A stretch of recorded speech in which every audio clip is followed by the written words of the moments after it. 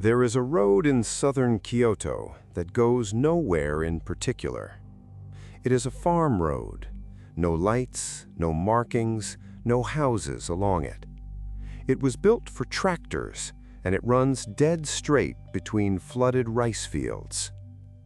On a cold, overcast night in late autumn, police walking that road found blood on its surface. Not a few drops. According to every account of this case, close to a liter of it, which is more than a person can lose and stay alive. From that spot, a broken trail ran about 200 meters along a narrow earth ridge out into the paddy fields. Beside the trail were marks consistent with a body being dragged and more than one set of footprints. And then it simply stopped. Nothing at the end of it. No body, no clothing, not a single shoe. The woman who had left her house an hour earlier for her usual evening run has never been found. Not that night, not in the 48 years since. In Japanese, this case has a name, a date, and one line in an encyclopedia. In English, it has effectively never been told. To understand how a woman could disappear a few minutes from her own front door, you have to understand what that ground actually is. The district is called Makishima, at the northwestern edge of Uji City, on the left bank of the Uji River. Today, it holds a Nintendo plant, a university, a large hospital, and a bread factory. In 1978, it held almost none of that. Every one of those arrived from 1983 onward. Before that, it was farmland, and before it was farmland, it was underwater. Until the 1930s, this was the bed of a wide, shallow lake called Ogura-ike. Between 1933 and 1941, it was drained, and roughly 630 hectares of lakebed were converted into rice paddy, laid out in a perfectly regular grid of farm roads and irrigation channels. That grid is the crucial detail. It is flat, open country with long sight lines in daylight and absolutely nothing in it after dark. No street lighting was ever installed on those service roads because nobody was supposed to be walking on them at night. But by 1978, people were. Japan was in the middle of its first mass running boom. Since the early 1970s, local running clubs had been spreading nationwide. That same year, the Health Ministry launched a national fitness program, and the first Tokyo International Women's Marathon would be held the year after. Adults running on ordinary local roads in ordinary clothes in the evening after work, including women running alone, had become a normal sight in Japanese towns for the first time. It was normal in Makishima, too. The 23rd of November 1978 was a Thursday, and it was a national holiday, Labor Thanksgiving Day. The weather station in Kyoto recorded that day as overcast with no rainfall. The temperature fell to about 6 degrees Celsius overnight, roughly 43 Fahrenheit, with a wind coming down from the north. A cold, dry, cloudy holiday night.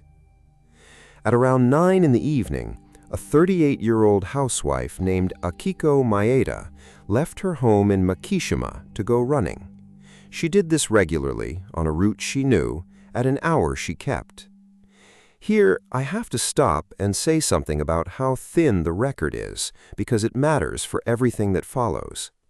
Japanese Wikipedia carries this case as a single line inside a list of unresolved disappearances.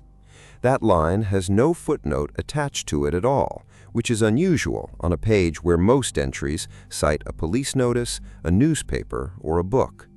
Nearly everything else you are about to hear is repeated with striking consistency across Japanese case archives and a published paperback, consistent enough and specific enough that it very likely descends from local newspaper reporting done at the time.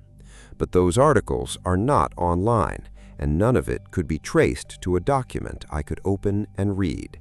So, reported, not documented. I will keep saying so. She did not come home. Her husband, worried by how late it had become, contacted the police.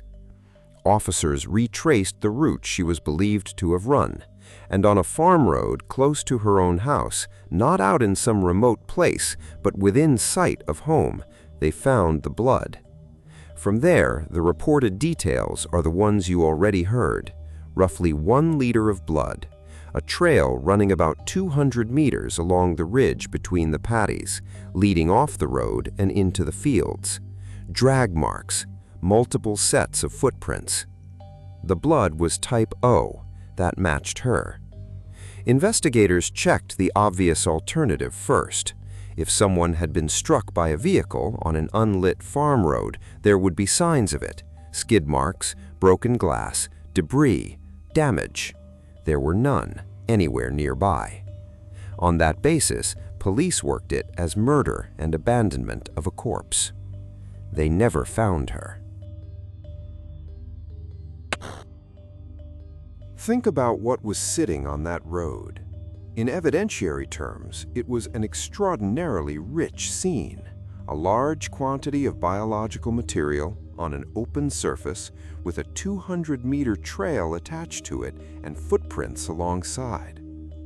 Run that scene through a modern laboratory, and it is very hard to imagine it staying anonymous. Now run that same scene through 1978, and it goes quiet. Japanese police did not begin using DNA typing until 1989, 11 years later. And the earliest method they adopted could distinguish only about 1 person in 1,000, which by today's standards is barely a filter at all. In 1978, what you could get from a dried stain was a blood group. That was the ceiling. So consider the single most repeated sentence about this case. The blood was type O, and so was she. About 30% of the Japanese population is type O. That is close to 1/3 of everyone in the country. That result is entirely compatible with the blood being hers, and equally compatible with it belonging to a stranger, or to an attacker who was injured, or to some combination that nobody in 1978 had any way to separate. The scene was rich. The instrument was almost mute.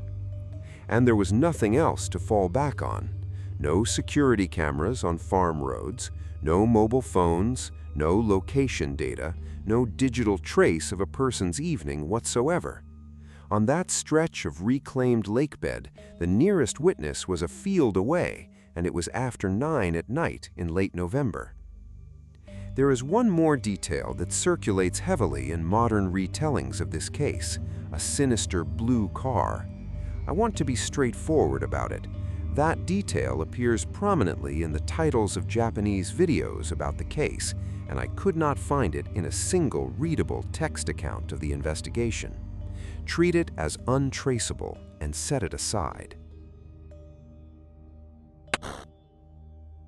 On the 23rd of May, 1979, 6 months after that night on the farm road, 2 housewives finished a shift at a supermarket in Nagaokakyo, a city about 15 kilometers away on the same southern Kyoto plain. They were 43 and 32 years old.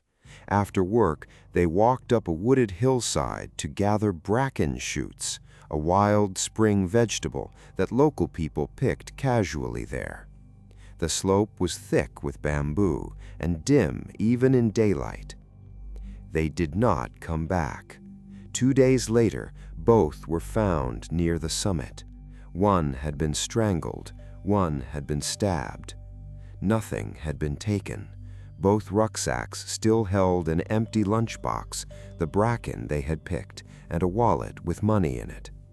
And in the pocket of the older woman's clothing was a receipt from the supermarket where they both worked, dated 2 days earlier. On the back of it, in pencil, someone had written these words: "Being chased. Please help me. This man is a bad man." No pencil was ever found, and neither woman had been carrying anything to write with. A later search of the hillside turned up only the broken tip of a pencil lead some distance from where they died.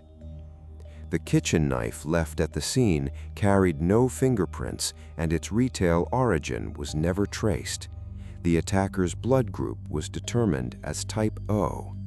A composite sketch was published of a middle-aged man who had spoken to another woman on that hillside a week earlier. He was never identified. 2 workmen were questioned voluntarily and released. A local youth seen running down the slope was cleared by an alibi. In total, 207 people had their alibis checked. Nobody was ever charged.